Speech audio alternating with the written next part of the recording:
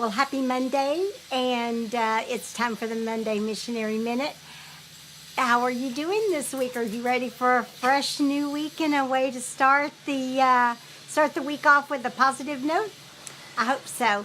I wanted to talk to you a little bit today about the provision of God. Whenever you move into what you feel like God's calling you to do, whether it's full-time ministry or we're all called into the ministry, whether it's full-time ministry or part-time ministry. There's a big truck going by. Probably can hear that motor. But whether it's full-time or part-time ministry, the one thing that, everyone faces is that you've got to have some money to make it happen. And I want to talk to you about the provision of God.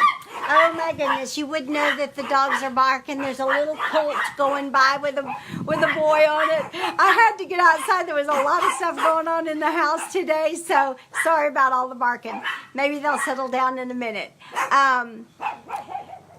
Whatever you're called to do, whatever you're thinking of doing, everything, takes money to make it happen. Provision. We're talking about provision, the provision of God. And, I was thinking this morning as I was praying about what to share with you guys, and I want to share with you a story that happened in Mexico when we lived in Mexico. Everywhere that we lived was it was a major deal because those silly puppies are not going to stop. So I'm going to walk a little bit and see if I can't get out of the earshot of the puppies. Everywhere that we lived was a challenge because where we lived was not friendly to the gospel. We went to a little town of 60,000 people and less than 100 Christians. And everywhere that we lived, was just a struggle because no one wanted to rent to Christians. In fact, in the town that we lived in, there just weren't rent houses everywhere. And when you rented a place to live, it would take so much effort to just find a place to live. And I remember one place that we lived. We waited over 6 months for this house, not because it was such a great house, but because it was the only house in the town. So I'm going to move right over here and see if I can balance this camera. It was the only house in this town. We lived there for a couple of months, and in other countries, things are not exactly like they are in the States. And so I just preface that to say, there's a lot of opposition in other countries from the Catholic Church, and I have a lot of friends that are Catholic, and so I'm not saying anything against you, but it's not the same in other countries. And hi, Julie. And so when you're in other countries, you face a lot of opposition, even from what you would think would be your same side. But in other countries, and especially in this little town in Mexico, the Catholics were not friendly to Protestants. They still call non-Catholics Protestants there, and the Catholics do not call themselves Christians. And so within the Catholic Church in Mexico, there is a sect of worshipers. Well, that's what they call themselves, and they call themselves Guadalupanas because they worship the Virgin Guadalupe.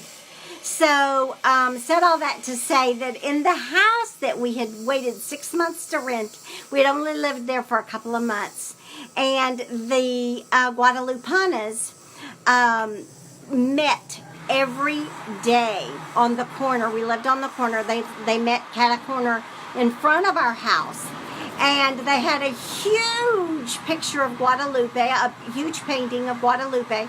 And they prayed all day long, every day, that Guadalupe would get us out of the house. They put a lot of pressure on the landlord to kick us out.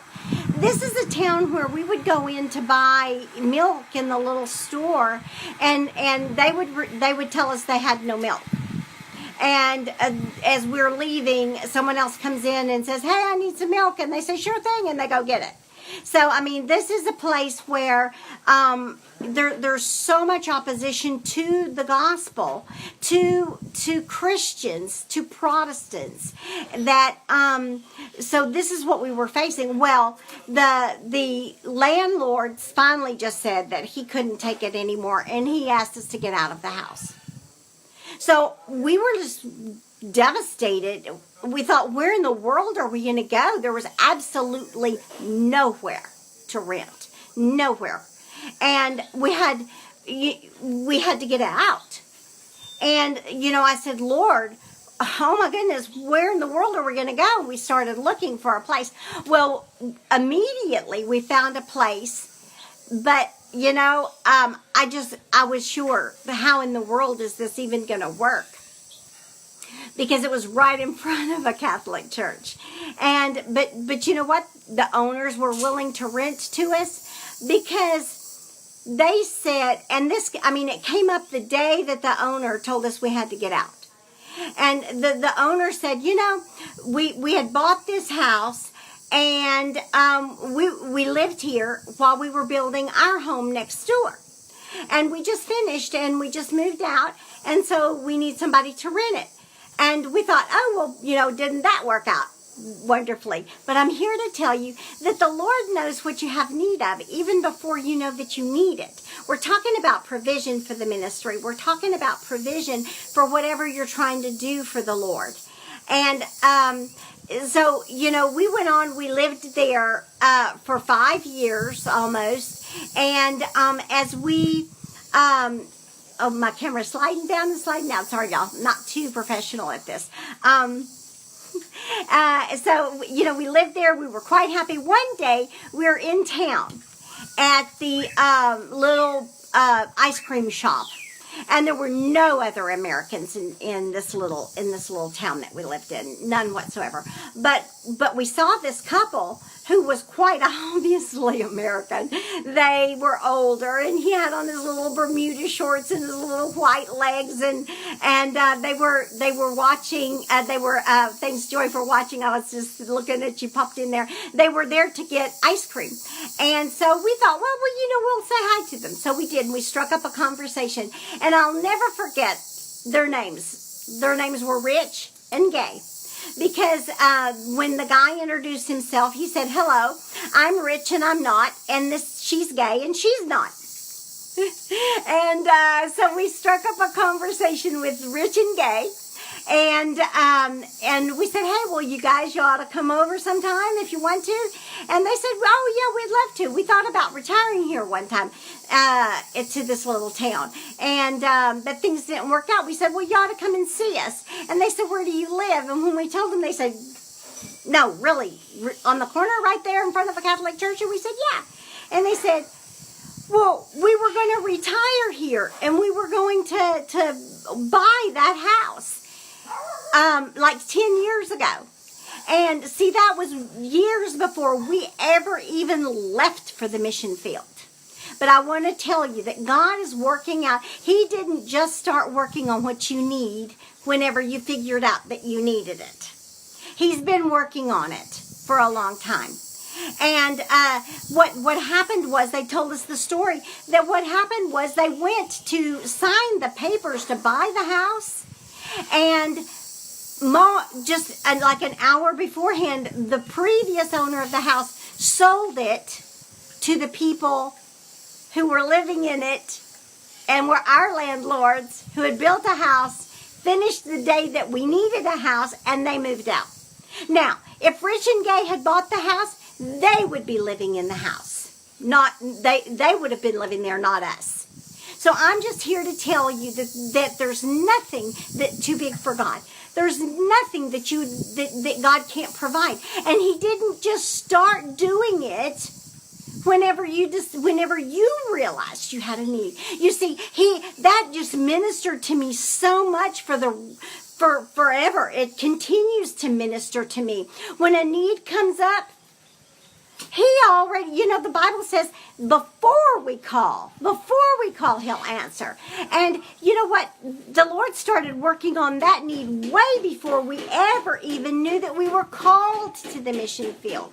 There is nothing that you can't do for God that he hasn't already made a provision for. So put your faith out there and let God provide for you. Have faith in God, Jesus said. Believe him for your needs. He started working on it a long time ago. He told Elijah, you go to the brook. I've already commanded the ravens there for them to feed you. He's already commanded the ravens. He's already commanded the widow woman. He's already worked out the details that you need for everything that he's called you to do. That's the Missionary Minute today. I hope you enjoyed my story about Rich and Gay and God's provision. God is good, and his mercy endures forever. I love you guys. Have a great week.